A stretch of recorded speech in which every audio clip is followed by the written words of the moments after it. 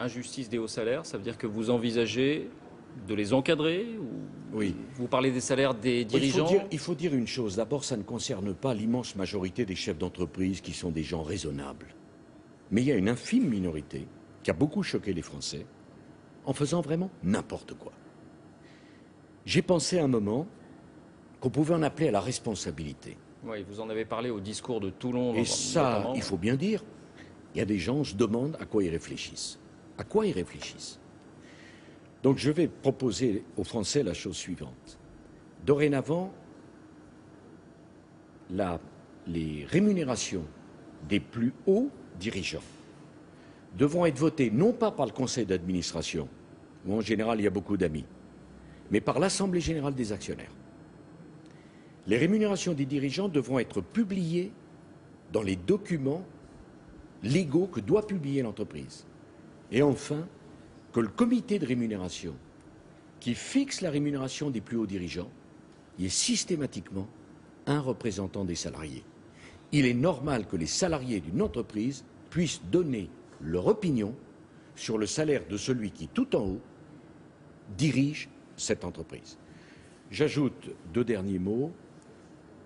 Maintenant, il faut interdire les retraites chapeau. Les interdire purement et simplement? Il faut les interdire. Par la loi? Bien sûr, c'est le seul moyen de l'interdire.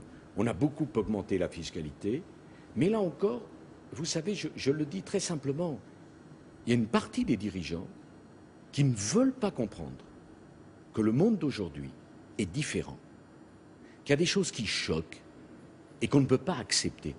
Au fond, je parle des retraites chapeau des grands dirigeants. Des hauts dirigeants, parce qu'il peut y avoir des retraites chapeau pour un certain nombre de cadres intermédiaires.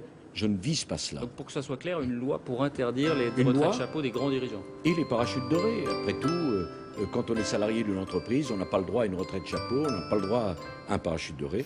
Il faudra les interdire. Alors, s'agissant d'ailleurs du pouvoir d'achat, qu'est-ce que vous attendez de moi?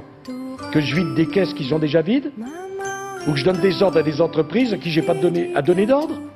Si c'est ça votre conception politique, on se trompe, on ne parle pas de la même chose. Réduire le débat politique français à la seule question du pouvoir d'achat, c'est absurde.